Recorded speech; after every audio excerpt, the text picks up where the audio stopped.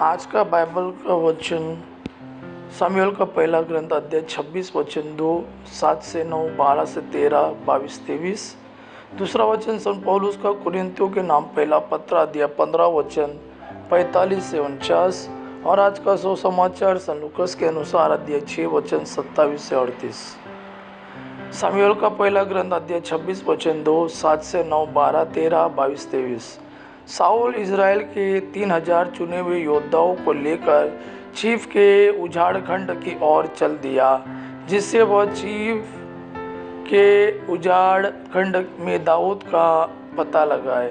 दाऊद और अबीशै रात को उन लोगों के पास पहुँचे। उन्होंने पड़ाव में साउल को सोया हुआ पाया। उसका भाला उसके सिरहाने जमीन में गड़ा हुआ था। अबनेर और दूसरे योद्धा उसके चारों ओर लेटे हुए थे। तब अबीशै ने दाऊद से कहा, ईश्वर ने आज आपके शत्रु को आपके हाथ दे दिया है। मुझे करने दीजिए, मैं उसके अपने भाले के एक ही बार से जमीन में जाकर दूंगा।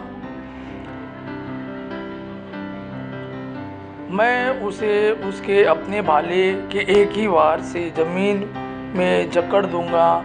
मुझे दूसरी बार वार करने की ज़रूरत नहीं पड़ेगी। दाऊद ने अबीशै को यह उत्तर दिया, उसे मत मारो। कौन प्रभु के अभिषिक्त को मारकर दंड से बच सकता है? दाऊद ने वह भाला और साउल के सिरहाने के पास रखी हुई पानी की सुराही ले ली और वे चले गए। न किसी ने यह सब देखा, न किसी को इसका पता चला और न कोई जागा। वे सब के सब सोए हुए थे, क्योंकि प्रभु की ओर से भेजी हुई गहरी नींद उन पर छाई हुई थी। दाऊद घाट पार कर दूर की पहाड़ी पर खड़ा हो गया। दोनों के बीच बड़ा अंतर था। दाऊद ने उत्तर दिया, यह राजा का भाला है। नवयुवकों में से कोई आकर इसे ले जाए। प्रभु हर एक को उसकी धार्मिकता तथा ईमानदारी का फल देगा। आज प्रभु ने आपको मेरे हाथ दे दिया था, किंतु मैंने प्रभु के अभिषिक्त पर हाथ उठाना नहीं चाहा, क्योंकि आज आपका जीवन मेरी दृष्टि में मूल्यवान था। इसलिए मेरा जीवन भी प्रभु की दृष्टि में मूल्यवान हो और वह मुझे सब संकटों से बचाता रहे। दूसरा वचन संत पौलुस का कुरिन्थियों के नाम पहला पत्र अध्याय 15 वचन 45 से 49।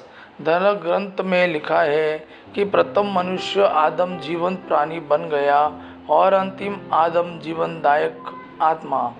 जो पहला है वह आध्यात्मिक नहीं बल्कि प्राकृत है, इसके बाद ही आध्यात्मिक आता है। पहला मनुष्य मिट्टी का बना है और पृथ्वी का है, दूसरा स्वर्ग का है। मिट्टी का बना मनुष्य जैसा था वैसे ही मिट्टी के बने मनुष्य है, और स्वर्ग का मनुष्य जैसा है वैसे ही सभी स्वर्गीय होंगे। जिस तरह हमने मिट्टी के बने मनुष्य का रूप धारण किया है, उसी तरह हम स्वर्ग के मनुष्य का भी रूप धारण करेंगे। आज का सुसमाचार संत लूकास के अनुसार अध्याय 6 वचन 27 से 38। मैं तुम लोगों से जो मेरी बात सुनते हो कहता हूँ, अपने शत्रुओं से प्रेम करो, जो तुमसे बैर करते हैं उनकी भलाई करो, जो तुम्हें शाप देते हैं उनको आशीर्वाद दो, जो तुम्हारे साथ दुर्व्यवहार करते हैं उनके लिए प्रार्थना करो। जो तुम्हारे एक गाल पर थप्पड़ मारता है दूसरा भी उसके सामने कर दो।